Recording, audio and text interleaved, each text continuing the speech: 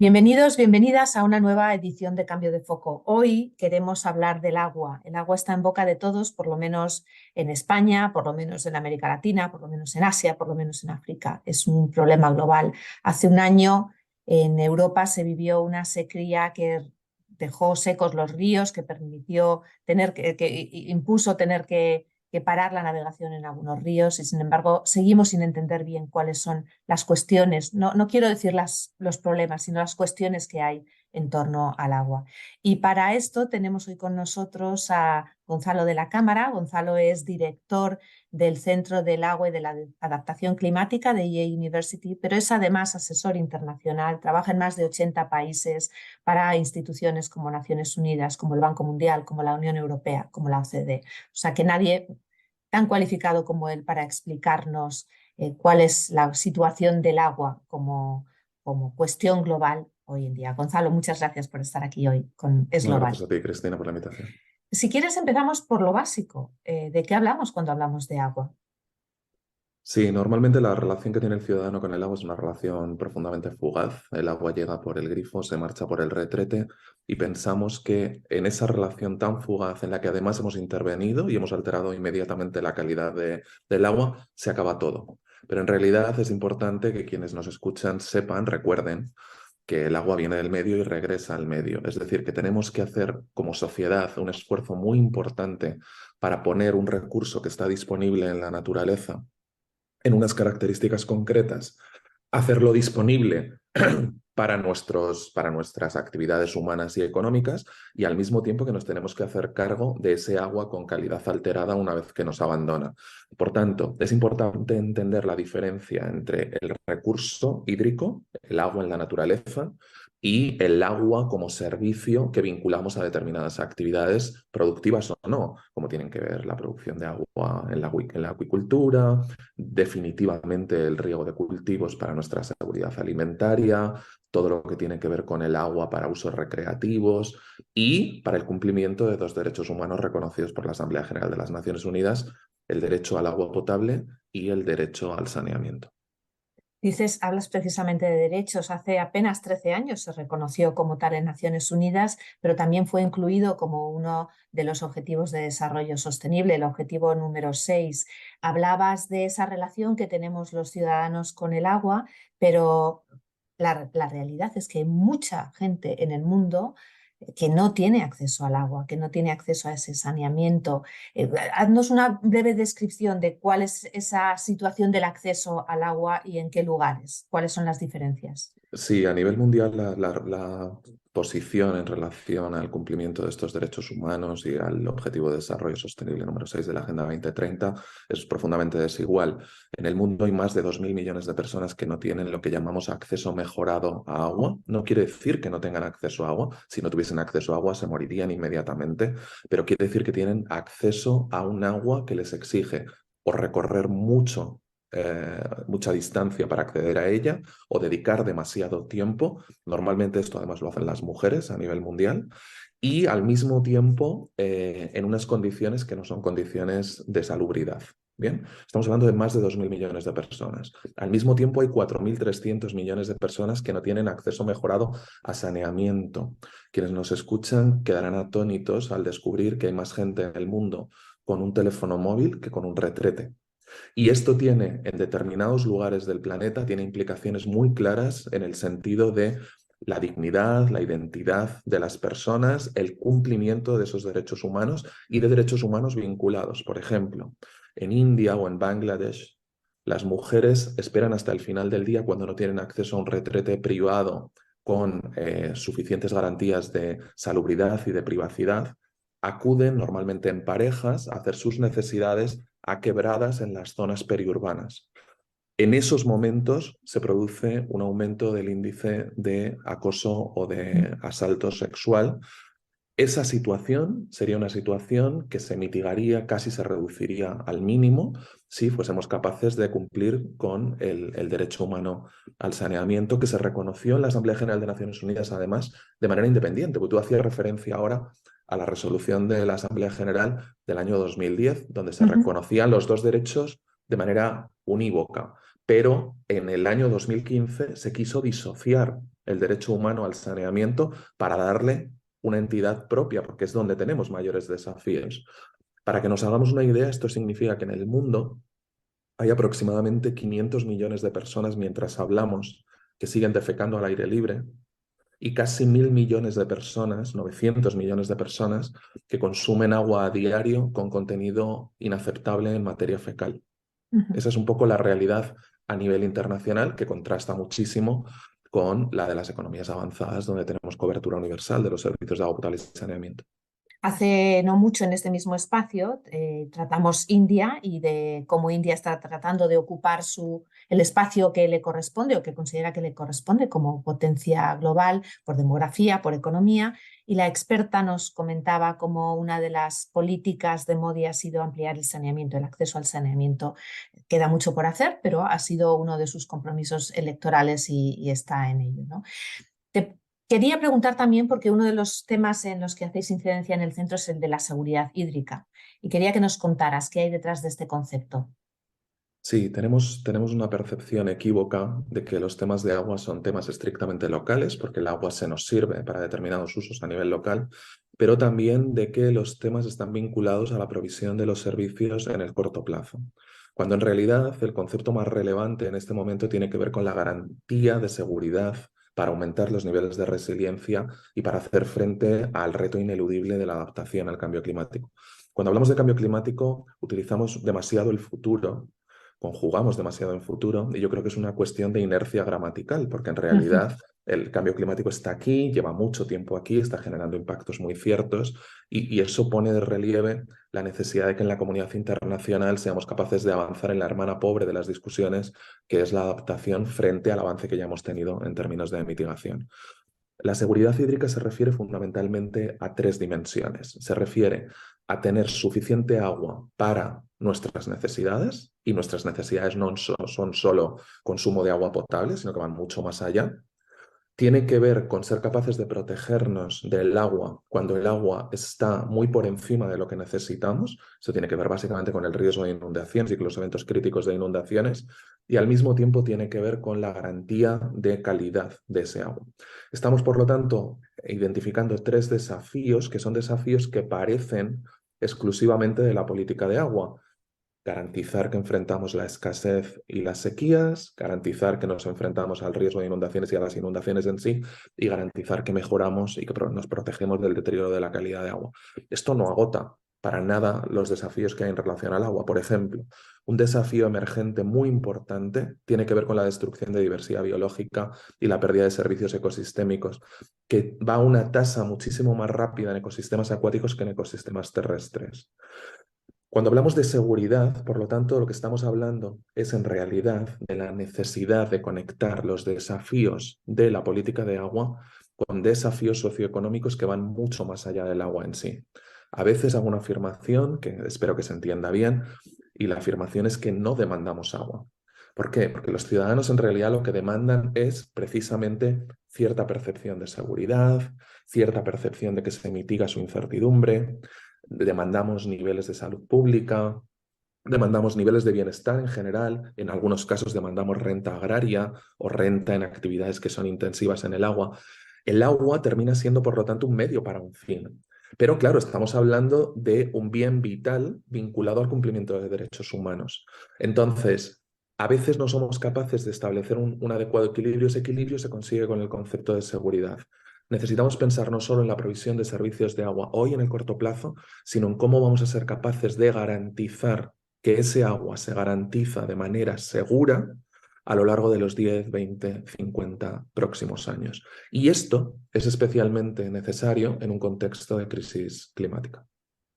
Déjame que hagamos un repaso de esos tres puntos que has hecho sobre la Ujú. seguridad, empezando por el primero, ¿no? El acceso al agua. Luego trataremos la calidad también. Y, un acceso que dices no se demanda agua, pero los ciudadanos de los países desarrollados damos por sentado que tenemos unos derechos y que los podemos acceder y que abrimos el grifo y sale el agua y que me puedo duchar 5 veces al día y es mi derecho. Posiblemente, y es algo que también apuntáis, para que se maneje bien, para que podamos llegar a una razonable gestión del agua pasa por el cambio también de comportamientos, ¿no? Y no sé si estamos las sociedades, por lo menos las desarrolladas, preparadas para esto. Claro, fíjate, en cualquier lugar del mundo, y esto se ve con muchísima claridad en los países de renta baja y en economías emergentes que están recorriendo el camino que nosotros recorrimos hace 100, 150 años. Básicamente, la lógica que se sigue en relación a hacer disponible el agua para determinadas necesidades es el siguiente.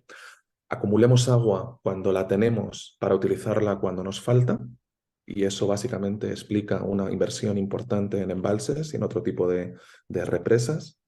Y al mismo tiempo, llevemos agua de donde la tenemos a donde la necesitamos. Y esto también nos lleva a una solución que en el caso de España se hizo en el tiempo del regeneracionismo, en el salto del siglo XIX al siglo XX, y que en otros países se está haciendo ahora. Son inversiones masivas apoyadas por organismos multilaterales para hacer grandes obras en cabecera que permitan o embalsar agua o trasvasar agua. Ese enfoque es un enfoque sesgado desde el punto de vista de la disponibilidad. Creemos recurso, produzcamos agua, pero no estamos siendo capaces de completar el esquema reflexionando precisamente en torno al concepto de seguridad. La seguridad no solo se consigue como resultado de que haya precipitaciones o de que tú seas capaz de embalsar o trasvasar agua. La seguridad se consigue también completando ese análisis por el lado de la demanda. Y las presiones que estamos poniendo sobre los recursos hídricos no dejan de crecer. Por lo tanto, gestionar el agua no es solo cuadrar un modelo hidrológico de oferta y demanda, es básicamente gestionar las actividades que generan presiones, es decir, gestionar el territorio. Y esto nos saca fuera del alcance de la política de agua en sentido estricto o incluso de la gestión del agua desde un punto de vista hidrológico y nos mete en un terreno que tiene mucho más que ver con gestión de actividades económicas. Desde ese punto de vista, es imposible avanzar si no somos capaces de cambiar o de inducir cambios voluntarios en el comportamiento de los individuos y de las sociedades en su conjunto en relación a nuestra demanda de agua. Y aquí tenemos muchísimas contradicciones. ¿Por qué? Porque en realidad, aunque una parte muy importante del consumo de agua esté vinculado al cumplimiento de los dos derechos humanos a los que nos hemos referido antes, en la práctica, a nivel mundial, el 70% del agua se va en regar cultivos. Por tanto, lo que entra ahí no es nuestra dimensión de consumidores finales de agua, sino nuestra dimensión de demandantes de alimentos, o de forraje para nuestro ganado, o de cultivos bioenergéticos, etc. Y en esa discusión, nuestra relación ya no es directa con el agua, es con otra cosa. Tiene que ver con nuestro comportamiento, nuestra dieta, nuestros patrones de consumo de alimentos, nuestros patrones de consumo de moda, de bienes manufacturados, de energía, de datos en la economía digital. Todo esto está asociado a un consumo ingente de agua que cada vez pone presiones más fuertes y que nos lleva a resultados, por ejemplo, como el que menciona un think tank basado en Washington, el World Resources Institute, que tiene un proyecto que va actualizando cada cierto tiempo, que se llama Aqueduct, en el cual nos dice que en el año 2040 una cuarta parte de la población mundial estará sometida a estrés hídrico extremo. El estrés hídrico es la brecha entre la disponibilidad a largo plazo de agua y las demandas presentes y futuras. Entre eso, para que veas el significado geopolítico que esto tiene, de los 17 países que tienen mayor estrés hídrico en este momento, 12 están en Oriente Medio, un polvorín desde un punto de vista geopolítico, pero hay uno que no está entre esos 12, que tiene 3 veces la población de todos los demás, que es India. Estos países ya están con estrés hídrico extremo. España está en el nivel inmediatamente anterior a entrar en ese grupo de dudoso prestigio de países con estrés hídrico extremo. Esto liga precisamente con el segundo de los puntos que tocabas, que tiene mucho que ver con el manejo de esas crisis que vienen sobre todo producidas por la emergencia climática, ¿no? Y podemos hablar de sequías extremas y podemos hablar de inundaciones extremas. Mencionabas India, pero Pakistán es un país, recientemente se publicaba un libro que demostraba que en los últimos años, en la última década, ha muerto más gente en India que por inundaciones que por violencia, y cuando es la violencia lo que normalmente se pone en el foco, ¿no? Y este tipo de cuestiones extremas, como persona de la calle, parece mucho más difícil de gestionar, ¿no? Como antes hablabas de mitigación y de adaptación. ¿Es posible adaptarnos a las inundaciones, a las sequías extremas? No solo es posible, en realidad ni siquiera es una decisión racional, es una necesidad lógica. O nos adaptamos o vamos a tener problemas serios. Déjame que mencione un par de casos también en el sudeste de Asia para que se entienda la magnitud del desafío, o incluso tres ejemplos. Hablabas de India, hablabas de Pakistán, donde se producen inundaciones de manera muy recurrente. Hay lugares donde se producían inundaciones de cierta intensidad cada 50 años. En este momento, esos eventos extremos se están produciendo cada año. ¿Sí? Y en un contexto en el que además hay que convivir con una especie de situación esquizoide, que es que durante una parte del año estás viviendo con escasez crónica de agua y en otros momentos estás viviendo con eventos críticos de inundaciones. Pero fíjate que te menciono tres ejemplos. Uno, Vietnam, un país con más de 100 millones de habitantes, para el cual tenemos proyecciones que nos dicen que en el año 2050, en los eventos de lluvias monzónicas, todo el país podría quedar sepultado. Esto implicaría un desplazamiento masivo en Indochina de 100 millones de personas. Para que entendamos lo que esto podría suponer, nos vamos a Bangladesh, ¿sí? En el delta del Ganges, condicionadísimo por la política de agua de India. En Bangladesh, un país con más de 100 millones de personas también, donde 20 millones de personas consumen agua a diario con un contenido en arsénico, arsénico natural, no arsénico por contaminación, arsénico disponible en el subsuelo por encima de los umbrales de seguridad que establece la Organización Mundial de la Salud. Pero en ese país, donde hay problemas de escasez, donde hay problemas de contaminación de agua, una inundación en el año 2018 inundó una cuarta parte del territorio y en un mes ocasionó desplazamiento forzoso de 40 millones de personas. 4 veces el número de desplazados forzosos que estamos viendo en el centro de Europa como resultado de la cumbre de Ucrania. Y nos vamos al tercer país. Nos vamos a un archipiélago lleno de islas, la cuarta potencia demográfica del mundo, Indonesia, por encima de los 250 millones de habitantes, que en el año 2019 tomó la decisión de desplazar su capital administrativa de Yakarta, o sea, desde la isla de Java a la isla de Borneo. ¿Como resultado de qué? Como resultado de que ya hay una tercera parte de la ciudad que está permanentemente sepultada bajo el agua. Se insiste sobre el hecho de que Yakarta se inunda como resultado de uno de los efectos indeseados del cambio climático, que es el aumento del nivel del mar. Pero en realidad se obvia que ese aumento del nivel del mar se suma a la sobreexplotación de los acuíferos costeros, que hace que se hunda la tierra en Yakarta del mismo modo que se hunde en Pekín, en Ciudad de México, en el Valle Central de California. Este tipo de desafíos, los desafíos sobre inundaciones, los estamos viendo sobre todo en el sureste de Asia, pero lo vemos también en países que son potencias demográficas emergentes, lo vemos en la capital de Nigeria, en Lagos, donde la inundación es casi permanente, lo estamos viendo en suburbios en la periferia de Nairobi, como Kibera, por ejemplo, que aparece inundado y donde, como no hay canalización de aguas fecales, las aguas fecales terminan inundando las infraviviendas en los momentos de subida del nivel del agua, y lo vemos en economías avanzadas. Hay zonas de Europa que están permanentemente sometidas a riesgo de inundación. Un caso clarísimo son los Países Bajos, que tienen una parte muy importante de su territorio bajo el nivel del mar, y que es un país que ha avanzado mucho en la adaptación al cambio climático precisamente por eso, porque ya vio las orejas al lobo. Pero luego lo estamos viendo permanentemente, por ejemplo, en el sureste de Inglaterra, donde también se da esa paradoja que señalaba antes. El sureste de Inglaterra, incluyendo el área metropolitana de Londres, cada año tienen que coexistir ahora con una sequía en el periodo estival y con inundaciones en otro momento del año.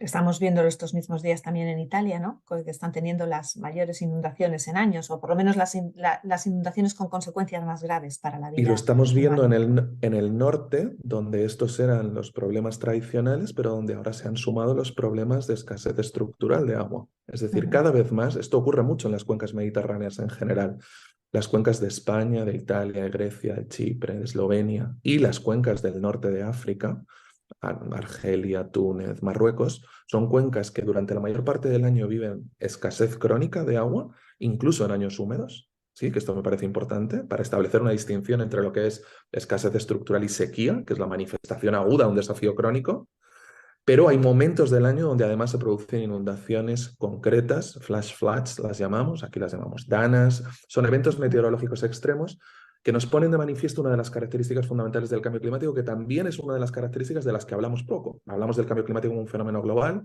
hablamos del cambio climático como un fenómeno intenso, súbito. Este cambio climático no es como el resto de los cambios climáticos, lo hemos originado nosotros y lo hemos acelerado nosotros, lo que importa es el ritmo del cambio, no tanto el cambio en sí.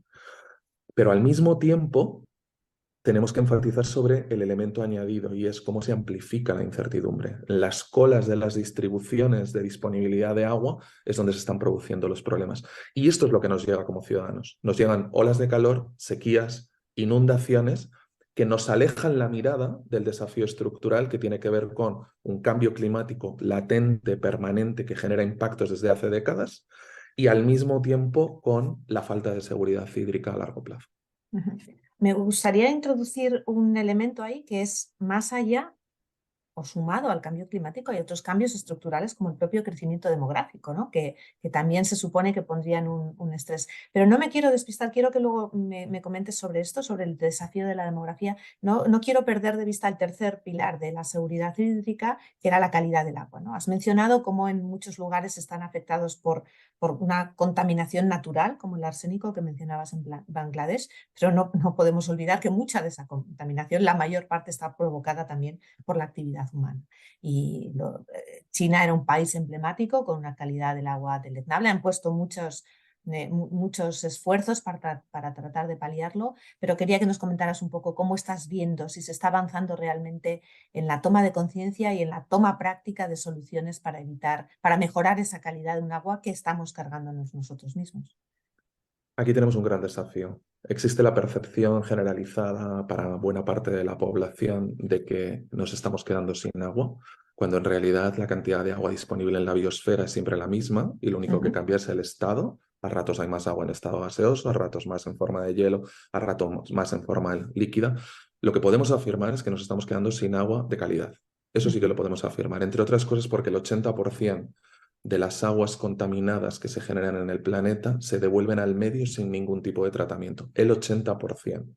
Esto en algunos lugares del mundo está generando problemas que conducen al colapso de los ecosistemas. Es muy evidente en zonas de Asia, es muy evidente en zonas de África, pero lo estamos viendo en otras zonas del planeta. Por ejemplo, la minería ilegal en determinados países de América Latina genera unos problemas terribles de contaminación.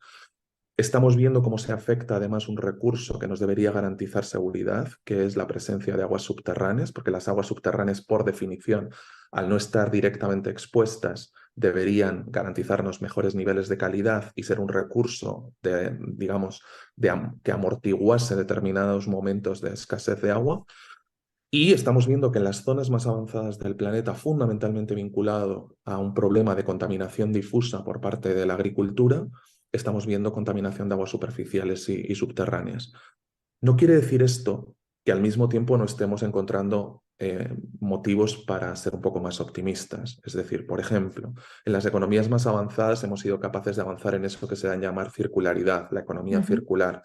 La economía circular pasa por entender que tenemos que aprender a vivir de nuestros residuos para poder seguir viviendo de nuestros recursos. Y en esta lógica ya somos capaces, hay tecnología y ciencia disponible para tomar nuestras aguas residuales o nuestras aguas de tormenta o nuestras aguas contaminadas, hacerlas pasar por tratamientos avanzados, que normalmente son con tecnologías de membranas, y regenerarlas para poderlas reutilizar. Esta reutilización de agua es un vector que conduce al optimismo, pero estamos lejísimos. España es el país de la Unión Europea que más reutiliza y solo reutiliza 350 millones de metros cúbicos al año, que es la nada, y está lejísimos de su propio potencial como país que podría liderar a nivel mundial en términos de economía circular. Hay otros países donde se hace una reutilización de agua bastante notable, Israel, Singapur, en algunas zonas de Australia, en algunos estados del oeste norteamericano, pero aún así pienso que estamos muy lejos.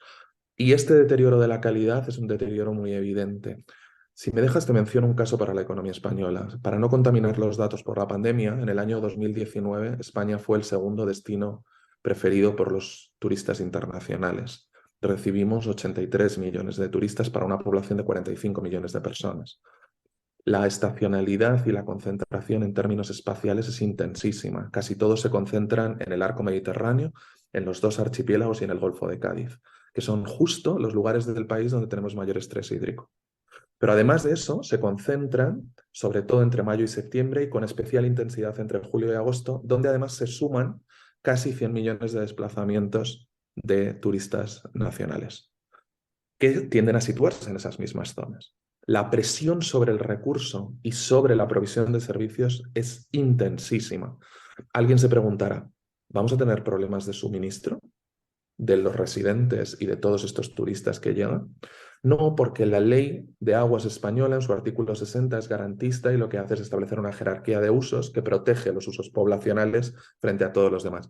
Es decir, y aquí se produce una disonancia cognitiva que es a la que tú hacías referencia antes. Estamos por un lado hablando de emergencia climática y de sequía, pero en las economías avanzadas somos capaces de hacer eso mientras garantizamos el suministro 24 horas al día y 7 días a la semana. Entonces el ciudadano no le llega el mensaje, no modifica su comportamiento porque no percibe la urgencia de la situación. Pero ¿dónde nos estamos encontrando con problemas? Garantizamos el suministro de agua para todos estos residentes y estos turistas internacionales y sin embargo tenemos problemas que nos llevan a pagar sanciones con dinero de los contribuyentes por sentencias en firme del Tribunal de la Unión Europea en relación al cumplimiento de la Directiva de Tratamiento de Aguas Residuales Urbanas. Es decir, hay buena parte de las aguas residuales que no están recibiendo un tratamiento adecuado y este problema se acentúa en esas zonas del territorio y se acentúa en esos momentos del año en los cuales tenemos que hacer un esfuerzo adicional para adecuarnos a una actividad que nos genera entre un 12 y un 15% del PIB. Ujú. Déjame que volvamos un minuto sobre la demografía porque después retomaré con esto que acabas de contar del estrés en ciertas zonas de España y las políticas públicas. Pero antes has mencionado, tenemos agua, o sea, el agua es la misma, solo cambia de estado y cambia de calidad sobre todo. Pero es cierto que a mayor crecimiento demográfico, el estrés se pone no solo en el acceso al agua, sino como decías también en los otros usos, ¿no? En la propia producción de alimentos, por ejemplo. ¿Qué es lo que más nos puede ayudar a entender cómo se puede gestionar esto en el futuro? ¿La tecnología nos va a ayudar en ese proceso? Otra vez, los cambios de determinados hábitos, pero ahí quienes están incorporando demográficamente son quienes reclaman también el derecho a vivir como con los mismos privilegios que hemos tenido nosotros en las últimas décadas. ¿Dónde crees que puede estar el equilibrio? Esta pregunta de manera convencional se suele responder por mis pares, por mis colegas en la comunidad internacional, se suele responder siempre diciendo que necesitamos más dinero y mejor tecnología. Es decir, que necesitamos financiación y necesitamos avanzar en el progreso tecnológico. Yo no participo de esa idea. No participo de esa idea por lo siguiente. Primero, porque pienso que en tecnología, específicamente en tecnología para garantizar la seguridad hídrica, hemos avanzado muchísimo. Y en este momento diría que los retos tecnológicos son casi insignificantes, lo cual no quiere decir que la tecnología que tenemos haya penetrado suficientemente en determinados mercados y haya sido capaz de llegar sobre todo a países del sur global. Bien, pero no quiere decir que el reto sea tecnológico, es un reto de gobernanza, de cómo canalizar esa tecnología y llevarla a donde se necesita. Respecto a la financiación ocurre exactamente lo mismo. Cualquier persona que siga el día a día de los mercados financieros internacionales sabrá que en este momento se suma un exceso de liquidez en mercados financieros internacionales con el momento de estímulo fiscal más importante de nuestra historia, ¿sí? Fundamentalmente por esfuerzos en Japón, en China, en Corea, en la Unión Europea, en la administración Biden en Estados Unidos. Ese exceso de liquidez no solo es un exceso de dinero en sí mismo disponible para este tipo de desafíos globales, no, es que además lo que nos dicen los mercados internacionales y lo que nos dice la política pública es que la sostenibilidad y el apetito por cuestiones como la provisión de servicios de agua, la transición energética, la adaptación al cambio climático es nítido, ¿sí? Es decir, la discusión sobre sostenibilidad y sobre adaptación al cambio climático hace años era una discusión casi de activistas que apelaba a imperativos morales y éticos, y en este momento claramente el vector de avance tiene que ver con cuestiones estrictamente financieras. Es decir, hay quien ha entendido que ahí tenemos una oportunidad también. Bueno, si no necesitamos más dinero porque hay dinero disponible, lo que necesitamos es canalizar ese dinero en forma de inversiones que nos permitan resolver este tipo de desafíos. Pero cuando digo que no están ahí los dos principales desafíos, tengo que señalar dónde sí creo que están. Están en la gobernanza. La gobernanza tradicionalmente se ha interpretado de una manera, desde mi punto de vista, muy limitante, muy restrictiva. Se decía que la gobernanza era, tenemos que ser transparentes en nuestros modelos de gestión, rendir cuentas ser íntegros, es decir, abandonar prácticas corruptas y garantizar la participación significativa de los ciudadanos. Bueno, esto es una condición necesaria, pero no suficiente. Aún así no lo encontramos prácticamente en ningún lugar del mundo. Prácticamente ningún lugar del mundo gestiona el agua sobre la base de estos principios. Pero insisto que es una visión muy restrictiva. Se dio un paso y se entró en una segunda generación de discusiones sobre gobernanza que decían, no, lo que necesitamos es gobernar el agua con marcos institucionales racionales, cartesianos, sensatos, que permitan que cada cual haga lo que mejor sabe hacer. Y esto tampoco lo tenemos en la mayor parte de los países del mundo. Hay disfuncionalidades institucionales en prácticamente todos los países del mundo. Me atrevería a afirmar casi que tenemos instituciones del siglo XIX lidiando con desafíos del siglo XXI. ¿Bien? Por tanto, hace falta innovación institucional, estoy de acuerdo, pero tampoco esto es una condición suficiente. ¿De qué se habla hoy cuando se habla a nivel más avanzado sobre gobernanza? ¿De qué necesitamos? Sí, marcos financieros estratégicos que no solo se centren en garantizar que tenemos dinero, sino en garantizar el project finance, que somos capaces de garantizar la suficiencia financiera de esos proyectos y de vincular esto a una discusión sobre las tarifas. Necesitamos factores que nos permitan atraer innovación, pero no solo tecnológica, sino también social, económica, financiera y desde luego institucional. Necesitamos que las políticas sectoriales que actúan como sordomudas dialoguen entre sí, porque si no la política de agua siempre será una política de remediación de impactos que llegará tarde a resolver los desafíos y que siempre se centrará en la gestión de eventos críticos y no en la gestión de riesgos y oportunidades. Y necesitamos algo fundamental, mucho más desde la perspectiva de un economista, necesitamos rediseñar incentivos. Tenemos, Cristina, muy buenas razones para tomar muy malas decisiones. Sobreexplotamos los recursos hídricos o contaminamos los recursos hídricos no porque seamos tontos e ignorantes, no porque seamos malos y conspiremos contra nosotros mismos, lo hacemos fundamentalmente porque tenemos incentivos muy poderosos para hacerlo. Necesitamos rediseñar estos incentivos para entonces que ese rediseño de incentivos induzca el cambio en los modelos de comportamiento al que nos referíamos antes. Déjame terminar con esto, porque el tema de la gobernanza es un tema muy querido para Esloval y la gobernanza se da evidentemente a muchos niveles, ¿no? Hemos empezado hablando de el agua es una cuestión global, no nos está, pero lo vemos cuando abrimos el grifo o cuando vemos que no llueve en nuestro territorio. Descríbenos un poco cómo puede ser la relación entre esa gobernanza global que está un tanto difusa, las regionales. Nosotros en la Unión Europea pues hay también una serie de políticas que tratan de ayudar en este tipo de cuestiones, las nacionales y las estrictamente locales, que al final es la que ve el ciudadano en su día a día. Sí, cuando revisamos, por ejemplo, cuáles son los tratados, los convenios internacionales en el ámbito de Naciones Unidas, que sería lo más parecido que tenemos a un modelo de gobernanza global, fallido, insuficiente, pero lo mejor que tenemos, ¿sí? Nos encontramos con que tenemos el convenio de desertificación, el convenio de diversidad biológica, el convenio de cambio climático y ahora esfuerzos para avanzar en todo el tema de contaminación, sobre todo por plásticos en océanos. ¿Qué es lo que encontramos en estos 4 desafíos? Uno, son desafíos supranacionales, no se pueden enfrentar desde una lógica subnacional y desde luego no se pueden afrontar desde una lógica de Estado-nación. ¿Sí?